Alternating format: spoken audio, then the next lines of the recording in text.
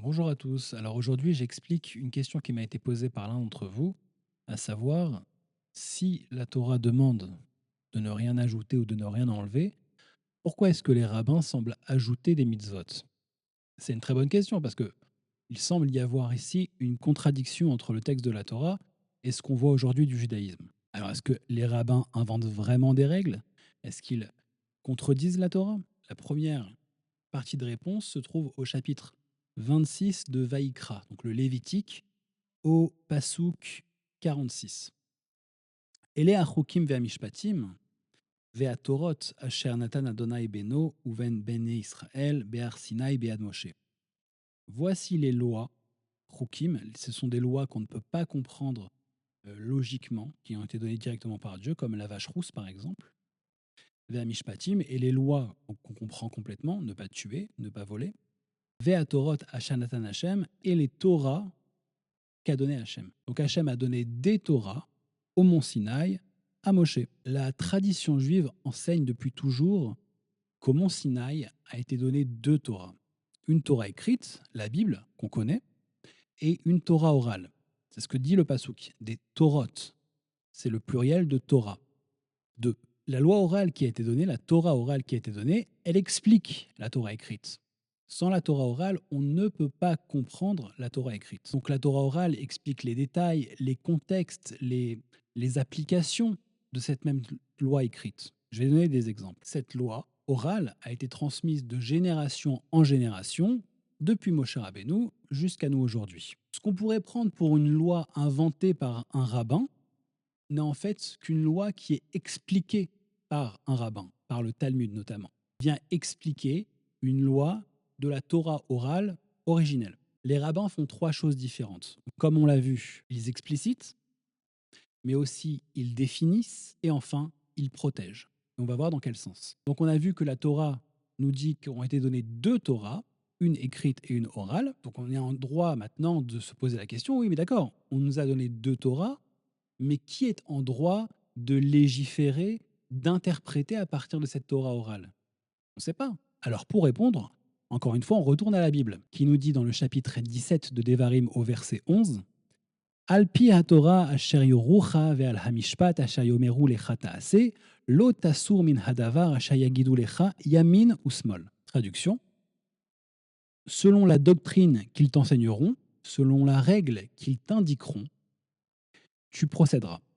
Ne t'écarte de ce qu'ils t'auront dit ni à droite ni à gauche. De qui est-ce qu'on parle? Donc la Torah dit, un peu plus haut, dans le même chapitre, tu te rendras à l'endroit qu'aura choisi l'Éternel ton Dieu, tu iras trouver les pontifes descendants de Lévi ou le juge qui siégera à cette époque, tu les consulteras et ils t'éclaireront sur le jugement à prononcer. Donc ça, c'est la Bible. C'est pas la Torah orale, c'est la Bible, la Torah écrite, qui nous dit qu'on a des juges, qu'on a des rabbins, qu'on a des gens capables de nous indiquer la voie à suivre en cas de doute. Et qu'on ne peut diverger de ce qu'ils disent ni à droite ni à gauche. On ne peut pas faire autrement que ce qu'ils disent, nos rabbins. Donc on prend le livre Shemot, l'Exode, au chapitre 31, verset 15, qui nous dit Sheshet yamim yaaseh melacha uvayam hashevi shabbat shabbaton kodesh lachem kol haose melacha beyam hashabbat mot yumat. Traduction, 6 jours, on pourra travailler, on travaillera. Melacha en hébreu, c'est un travail. Mais le septième jour, on se reposera. Un repos complet consacré à Hachem. Quiconque fera un travail le jour du Shabbat sera puni de mort. Donc ce n'est pas un sujet qui est léger. C'est un sujet qui est vraiment d'une importance capitale, puisqu'apparemment on pourrait être soumis à la peine de mort si on en venait à l'enfreindre. Pas de bol, la notion de melacha, de travail, n'est pas explicitée dans la Torah écrite.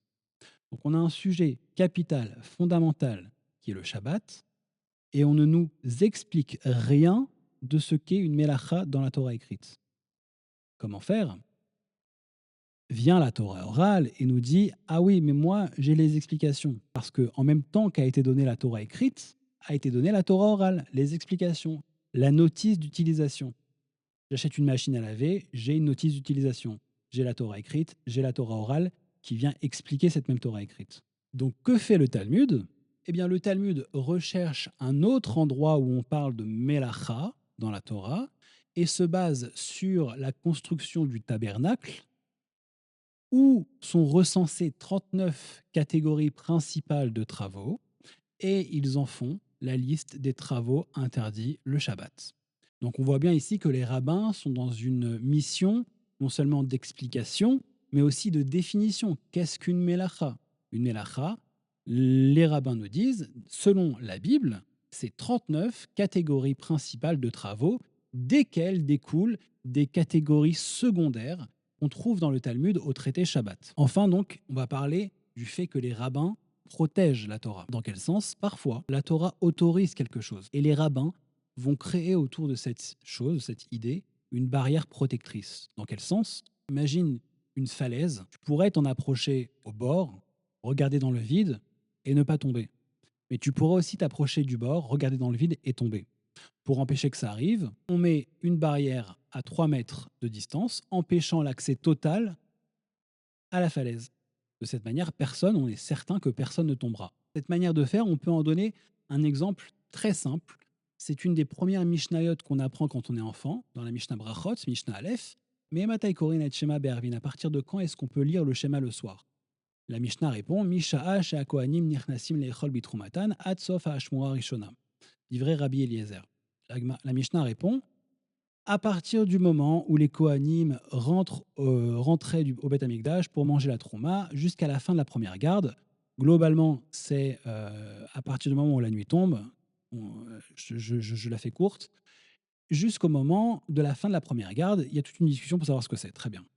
Dit vrai Rabbi Eliezer, ça c'est l'avis de Rabbi Eliezer. Vachachamim omrim, et les Chachamim disent Atratzot, jusqu'au milieu de la nuit. On a le droit de lire le schéma jusqu'au milieu de la nuit. Très bien. Vient un troisième rabbin qui s'appelle Rabban Gamliel et qui dit non, je suis pas d'accord, c'est pas ça. Lui, il dit Ad Amoud Ashachar, jusqu'à ce que l'aube se lève. On a le droit de lire le schéma le soir jusqu'à ce que l'aube se lève. Comment est-ce qu'on sait ça? Maase Shebaou Banav, Mibet Amishte. Ses enfants sont revenus. Ve'amroulo, ils lui ont dit Lo Karinu et Shema.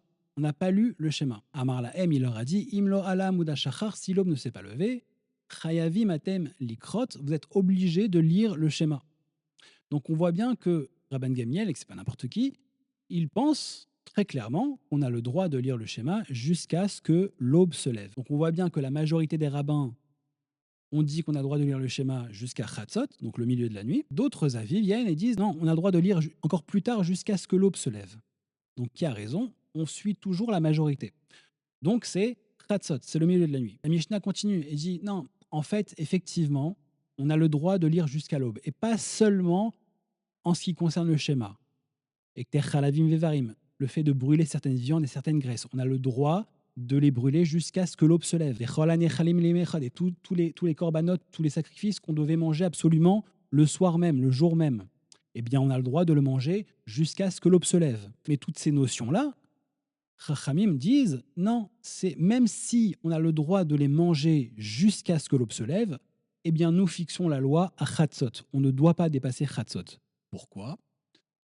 La Mishnah termine par ça, afin d'éloigner l'homme de la faute. Donc pour protéger l'homme de franchir un interdit réel de la Torah, eh bien ils mettent un interdit avant, de sorte que si je franchis le premier interdit, je suis certain et absolument certain de ne pas franchir l'interdit de la Torah. Pour conclure, les rabbins n'inventent pas de nouvelles règles, ils explicitent, ils définissent et ils protègent la Torah. Voilà, j'espère avoir répondu à ta question. À demain.